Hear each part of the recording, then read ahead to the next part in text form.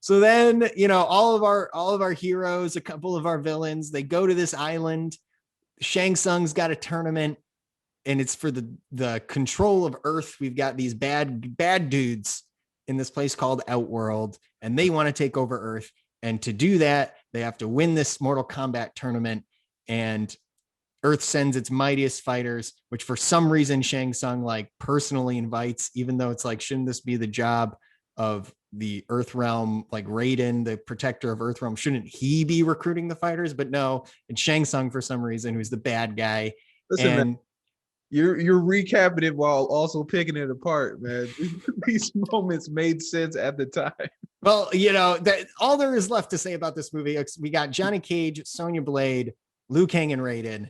They're fighting the bad guys. Guess what? They win. They won. Johnny Cage beats Scorpion. Liu Kang beats Sub-Zero. Sonya beats Kano. Liu Kang beats Shang Tsung at the end.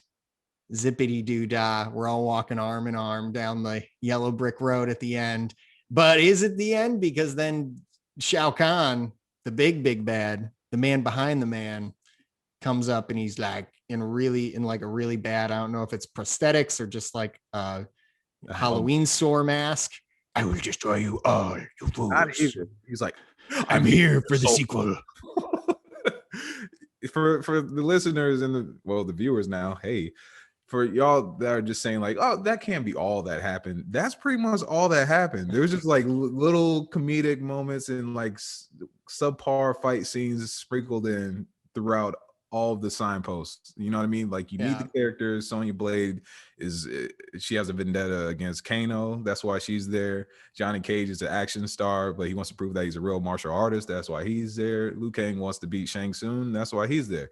That's it. Really, they're there. They fight a little bit, and then Liu Kang fights Shang Tsung, wins, releases souls, and then the wrap up at the end is just that's it. That's the movie. This movie suffers immensely from just really underwritten characters. Like Sonya is the perfect example, where it's like her whole deal is she is like this hard as nails, badass commando lady, and she wants to get Kano, and that's like all she talks about. All her actions are driven towards. Like there is no nuance to this character. There's no layers, or like she doesn't have any other wants or desires or personality traits. It's just like, I am, badass revenge lady.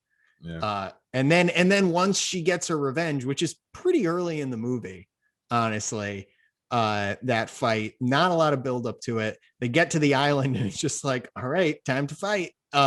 Literally her first fight too. She's like, it's her only fight. Her only fight in the movie is just literally the whole region she's there. So she's done pretty much for the movie. But for some reason, you pointed this out, that Shang Tsung really was kind of obsessed with her the whole movie. I don't like this connects to what I alluded to in our lightning fast recap. And Shang Tsung is he's inviting Johnny Cage to this tournament. He's obsessed with having Sonya there. It's like, why, dude? It would make more sense if she got to the island and then he met her and he's like, ooh, I kind of like this lady.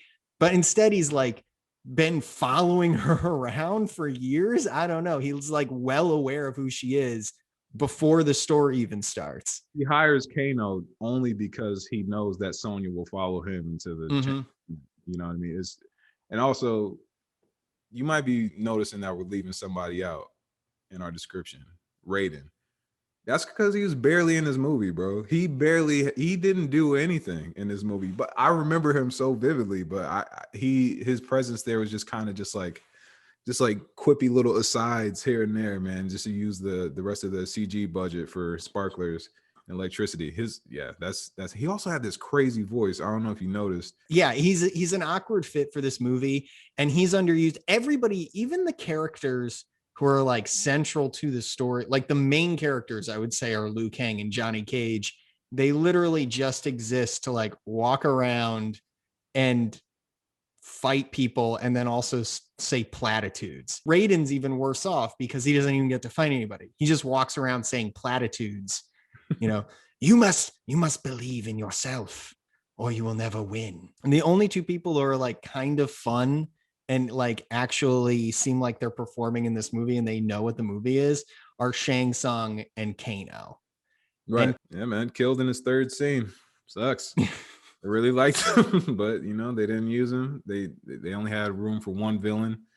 And I guess Goro, if you want to count him as a villain, he was more just kind of like, I guess he awkward looking killed the guy with plastic man. with a high ponytail. Yeah.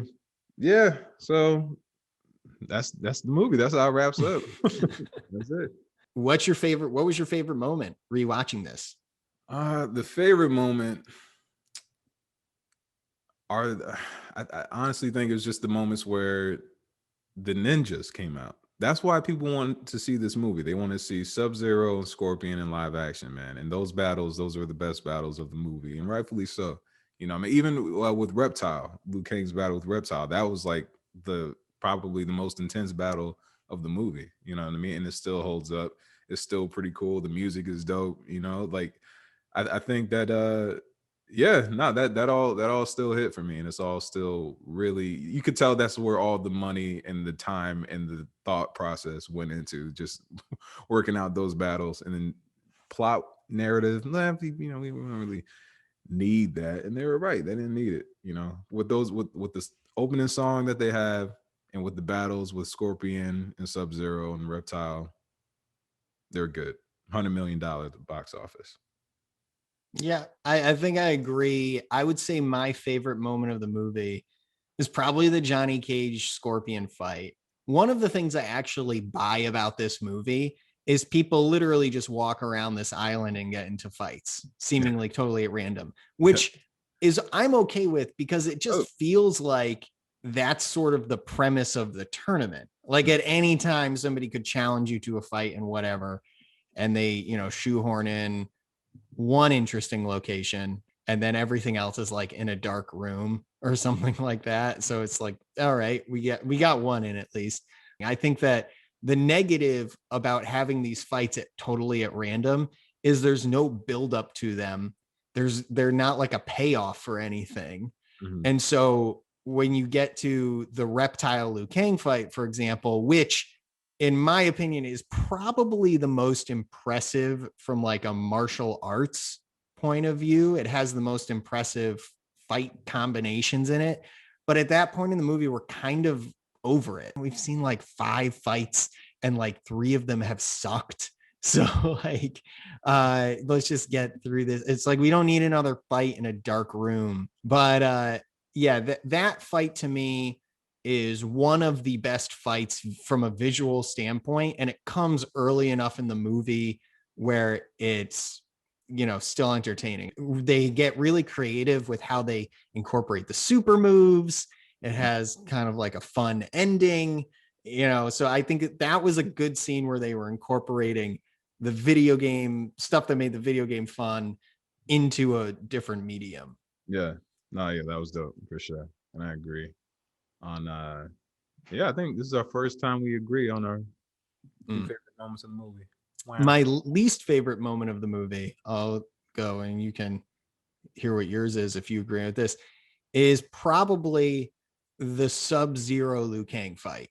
You know, much to like everything I just said, where it's like, this is why the Scorpion Johnny Cage fight worked. Like the opposite is why the Liu Kang Sub-Zero fight didn't work. I don't know if this was like a limitations of special effects at the time, but every time Sub-Zero was using his ice powers, it seemed super inefficient and really boring to watch. And it seems like in this new movie coming out, they get that, and obviously, you know, things have evolved since 1994, so they better get it. But it's just really boring to watch. The fight is also like 2 minutes long. It's a really short fight, super anticlimactic for like 2 of your main roster. So Next movie. yeah. No, yeah, that was trash. They did him dirty. Like, he was supposed to be like this badass assassin, but he was charging his Kamehameha the entire time.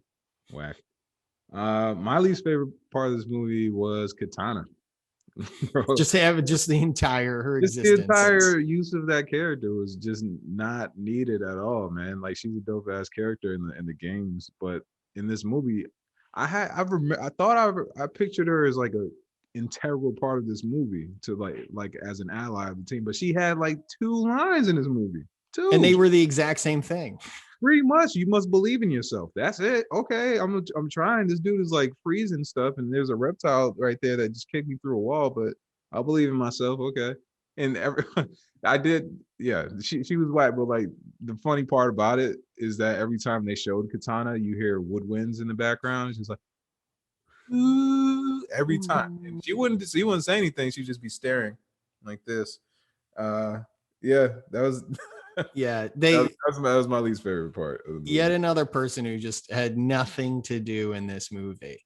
Yeah. Honestly, maybe the best part of this movie is Johnny Cage's opening scene when we are introduced to Johnny Cage, which is basically like he's filming a movie, and it's visual storytelling, it's funny, it's interesting.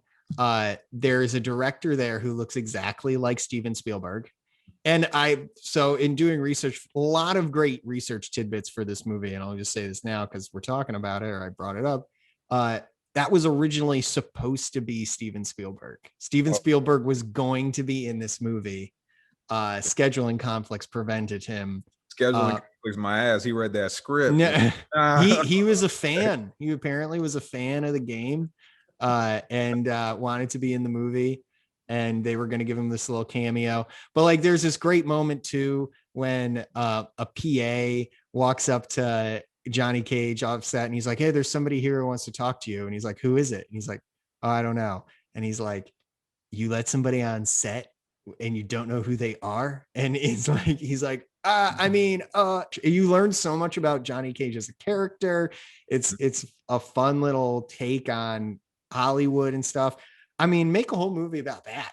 Like this sort of like struggling to be taken seriously, sarcastic, kind of ego driven movie star trying to make this martial arts movie with Steven Spielberg. Yeah, making a mockumentary. That'd be fire. Like a Christopher Guest type movie. Yeah. Unintentionally funny moment. The big climax of this film, Shang Tsung versus Liu Kang, facing off.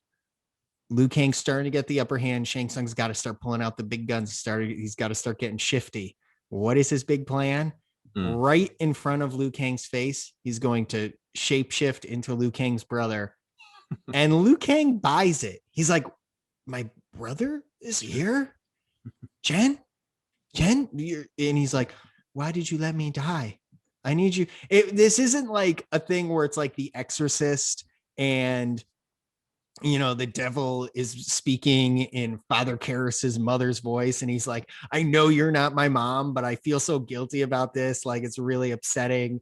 But no, like Liu Kang like 100% is confused by, he's like, where did you come from? You're here, let's go. Oh, great. Like Liu Kang, you hadn't been a dumb person this entire movie, and you start now, it's a little tough. Yeah, he was a skeptic and like, kind of existed above everything. But then at that moment, he's just like, oh, that's why I'm here. That's right. I forgot. Hey, bro. Sorry, man. Remember when you died? Hey, that really hurt me. You okay though? You doing good? Forgot what I'm doing. Yeah, I feel you. I think my unintentionally funny moment also was just all of Goro. I think. Just looking at Goro and seeing that they honestly did a good job for 1994 and 95 animatronics. Did they? Whatever it was. I mean, his mouth was moving and he could, but the body just looks so bad. I told you it was my unintentionally funny moment, man. It was, his torso was like 8 feet long. It's just a ridiculous looking character, and he moved so slow, and he sounded like Claw from Inspector Gadget. And it was it was a lot there. He was the only monster too. Was he even a monster? I don't know. He's a monster. Prince Goro. Who am I to judge? You know what I mean? He's supposed to be, in the lore of Mortal Kombat, he is half dragon. Oh, him and Shao Kahn? I guess. the thing about Goro that doesn't work, the reason he doesn't work in this, I think is it's like, why does he have 4 arms? Like, oh, my mom was a dragon. Okay. That's it. That's all you got out the deal. Oh, because all those 4-armed dragons. Yeah, okay. My bad. The thing that doesn't work about him, he's not wide enough. No, he's skinny. He's like really tall and lean. And if you look at Goro in like the games and stuff, he's actually kind of like he's like very stout. He's very big, but he's just like very wide. Like, and I think like visually it doesn't really work because you're like, this is just like a man's, it looks like a man on top of another man, in like a big trench coat kind of thing. Yeah. It doesn't look like a real kind of creature would look. And I think that's why it's like, also that fight sucked. Yeah, the nut punch is funny and a good payoff, and the $400 glasses or the $500 sunglasses line isn't bad, but you only really punch him in the nuts and then kick him a couple times and he fell off a cliff. Exactly. Like, this is your champion. This is like the better Goro fight is when he beats up the like the random Art guy who's there to die. Yeah, Art. Damn. Got done dirty. Who actually looked like he was like the only martial artist in this movie. He was doing these crazy kicks. He did a split. Yeah. And then, why is everyone doing splits in this movie? Yeah, he does like a little split and then he like goes, yeah. And then he realizes, like, hold up, wait a minute, there are monsters. Why did she fight a dude with an eye missing, and I'm fighting a monster with 4 arms? Like, this seems a little unfair. That this is my first fight, guys. Yeah, at least let me keep my soul after this. This is not fair at all. So what about this movie? I'm more curious. Like, what was your relationship with Mortal Kombat as a kid growing up? Were you like really into it? Did you have it as a game? And yeah, integral, man. Me and my pops played it. My dad was younger when he had me, so like we both grew up playing games kind of together. So Mortal Kombat, all the Mortal Kombats we had, like that was seeing all those fatalities as a kid. I know all the characters, you know what I mean? It was huge. And seeing the movie at like as the movie was like at the height of, as the game was at its height of popularity, that made it hit even harder, you know what I mean? So yeah, fond memories of this. Who are your characters? Who'd you play as? Kung Lao was dope. Jax in theory was dope, but he only had a couple moves. His kick moves aren't good. Jax way OP in MK2 though. He is the best character in the game. Push the ground, you can't do anything. Yeah. Baraka. Let's see. Shang Tsung is actually a dope character because you can assume different characters and suck out your health. You go. I could keep going forever, bro. I mean, in the original Mortal Kombat, first of all, like I didn't have the Mortal Kombat games myself. My mom refused. I mean, I didn't have like Nintendo or anything, but like my mom refused to like entertain that. I did eventually get, I think, MK2 for Game Boy. And so like that, I played that. But and in MK1, when I remember the very first time I think I ever played it, my family was like going to the beach and we stopped for lunch at like a pizza place and they had, the arcade there. And I played as Raiden and I made it all the way to the mirror match. Having never played the game before, they must have had like the super moves or something on those old arcade games. They would have the super moves across the bottom of the screen sometimes. And they must have had that because I remember I did like, the flying, and I made it all the way to the mirror match and then we were leaving. So I had to stop. So I didn't even actually lose. But my original favorite characters to play as were probably Scorpion and Johnny Cage. And then, in the second one, it was probably actually like Liu Kang and Jax or Liu Kang and Scorpion or Sub-Zero. The second game was really hard. I just remember that. I don't know if I've ever beaten it, honestly. So I can't recall. I can't. It's too young to remember. But yeah, man, those games are like the reason for the arcade boom in the 90s, I think, man. You know what I mean? And then everything that came after that, like Tekken, Killer Instinct. Killer Instinct. Yeah, bro. Oh my god. Yeah. So was there anything in this movie that you like didn't remember happened and you were like, what? Yeah, Sub-Zero is blue. I didn't remember how cool Liu Kang's apartment looked. You know, like when you woke up in the beginning, it's like big ass warehouse apartment that was like fully green. I was like, wow, that's cool. Also, where's all this green stuff coming in? The thing you appreciate as an adult, you're like, oh, it's nice real estate. It's nice bedroom. He's got like the bike mounted on the wall. What did he I do? noticed that as he well. Must be in tech. He must work in the tech industry or something. Yeah. He's a monk and just came to America, and now he's got this big ass warehouse apartment. Not bad, Lou. Not bad. If you could add a scene, what would it be? I would like to do a scene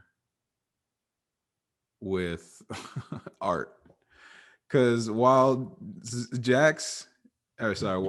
Sonya and Johnny Cage and Liu Kang, they're doing their whole, you know, they're exploring the catacombs of Outworld. What's Art doing? Is he just hanging out at the dinner table by himself? Like, what's he doing? Is he just walking hitting up the buffet? He's killing that buffet probably. Yeah, I want a scene with just him solo doing something around the island. You know what I mean? Like taking in the sights, doing the zip line. It's a bye week for him, so he's just walking around trying to take in the sights of the island. Meanwhile, fighting everyone that comes up to him, because anyone could walk up on you and fight. Another thing I didn't appreciate when I first watched this movie, or maybe I did, but it really stuck out this time. When they first get to the island, Shang Tsung gives his little speech at the dinner, and then like 5 minutes after they serve all the food, they just come in and they flip all the tables over and completely ruin all the food. And it's like, that's such a waste of all that good food. Like, when did that happen? When the scene where Sub-Zero freezes the dude and his head pops off, you know what I'm talking about? And Shang Tsung's like, some of you will even have the honor of facing King Prince Goro. I don't remember the table flipping, but yeah. Oh, they just go in there and it's like they're like low to the ground little tables, but that's yeah. I remember. That's another thing that was like very vivid for me as a kid. The food. Those turkey wings look Kano eating the food. I haven't seen him around. I work in the underground too. Hey, you're something of I'm back in my world. He spits out he gets like a big chunk of like cartilage. He must tasted like shit, man. He didn't swallow a bite of that. He was going all out though. Let me tell you something. People listening or watching this who are not actors, like, you never want to overcommit to eating in a scene where you have food, because every single take for continuity, you have to be taking big ass bites or like eating that sandwich. And he really committed. You know, he was like just probably fasted all day. He's like, I'm gonna eat these turkey legs. I've been training at Disney World for the last 3 months. I'm gonna eat all these turkey legs. I thought this was a cooking movie. Just eating chicken wings. I'm only in one part scene. Yeah. All right, now we're going to do a segment of our show, the classic segment that we've been doing since we started this show. This isn't new. What are you talking about? This isn't new. You're new. We're going to interview. We're very lucky to have him here. Lord Raiden has come to join us. Thank you. Oh, thank you. Thank you for welcome. That was me. I was doing the voice of from the game, from Mortal Kombat. Yes. Yeah. Very good. Hello. Nice to meet you. So Raiden, I guess, like, I don't want to be too general here, but sure. know, they're making a movie about your legacy here. You are the protector of Earthrealm. Right. Did you feel like this was a faithful adaptation? Did you enjoy it? I don't think so. Remember when I said that in the movie? Yeah. Oh, yeah. I wasn't sure if you were going to follow that up with anything, or if you were just quoting the movie there. But you were just quoting the movie. But you agree. So it was not. All right. Fair enough. No, I honestly, I thought it was going to be a TV show which was, that was all the rave in the 90s. So I worked really hard and came up with my own catchphrase. Would you like to hear it? Yeah, of course. I'm surprised I don't already know what it is. I mean, I don't think so. Oh, And, so you okay? all the 90s I see where this is going. show, they all had catchphrases. And they told me that I was going to have my, my moment for my own catchphrase. I thought it was a TV show, but I don't know. They didn't tell me. So I thought that I could have done a better job had I known that this was going to be a movie based on of my life. But it turned out pretty well. I just wish my scenes were better. So a TV show, that's interesting. I'd like to spend a little more time on that. Sure. What kind of show are we talking about here? Was it like a game show? Was it like a Fear Factor type thing? Or were we going full on Home Improvement type Life and Times of Raiden? It was more, I thought, just like, the movie The Secret Life of Walter Mitty. I guess one last question before you go. We like to get into the little gritty behind the scenes gossip, if you will. Do you have any, I don't know, who would you say working with during your time, not only in this movie, but just generally as a mentor of the Earthrealm fighters? Who would you enjoy working with the most, and who's kind of, gave you a hard time? Who's a sweetheart? Scorpion. Such a lovely guy. Lovely guy. He seems like he shouts quite a lot. Very monosyllabic kind of. Yes, he again, he's a demon from hell. He's a hell spawn. So there's a lot of noise where he grew up. So he grew up shouting as an inner ear thing. I'm not sure what that is, but yeah, he's very loud, but he's very emphatic. He's the life of the party. Actually, if you want the party to start, have him go and to his party invites are always so cool. They always say, "Get over here," you know how he does that, and we go over to his house, and it's great fun. Sub-Zero, he's cool. He's a little cold, and I don't want to speak ill will of him, but he's okay.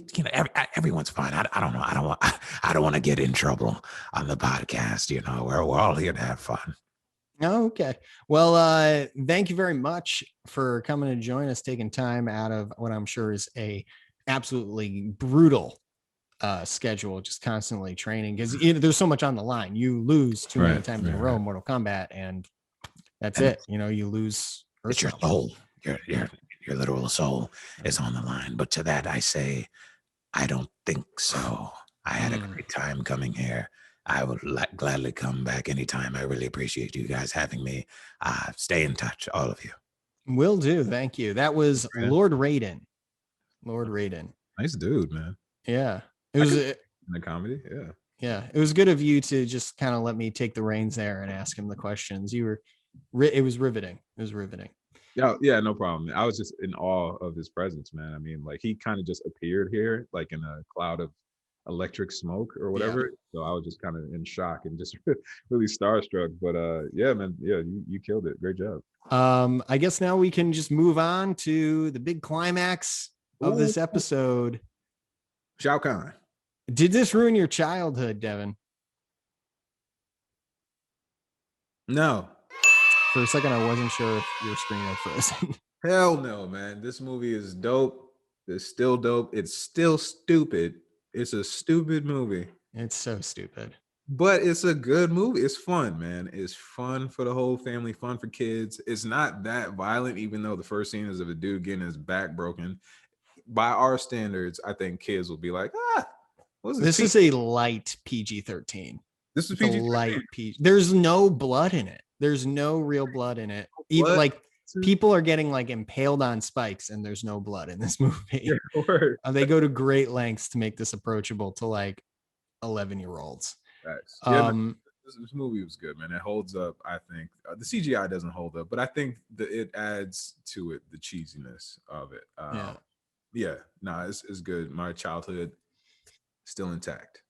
Yeah, I think that this did not ruin my childhood. It's a little closer than I would like it to have been to that threshold, because I think you watch this movie and you're like, they could have made some small changes and it really would have been a lot more enjoyable. I think honestly, they could have just played up the campiness a little bit. I think you have some actors understanding what kind of movie they're in, and some actors don't understand what kind of movie they're in. So there's this kind of dissonance in the performances. And like I said, it's underwritten. But ultimately, I think it could have been like 5-10 minutes shorter, and it would have been a lot more watchable. It does run a little long, and it's not that long of a movie. It's probably like an hour, 40-minute long movie. But overall, yeah, if I watch this once every couple of years, I'm not going to be mad. I think that's our episode. That's our faces for the first time ever. Gonna have to get on the diet, gonna have to thin this out, maybe trim this beard, get a haircut, get extra stylish for the future. Highlights. Close up. Get some highlights, baby. Oh, get my frosted tips. Go. Yeah. All right. Maybe get a faceplate, look like Kano. Oh, fuck. All right. We gotta do this whole thing over. Yeah. All right. Mortal Kombat.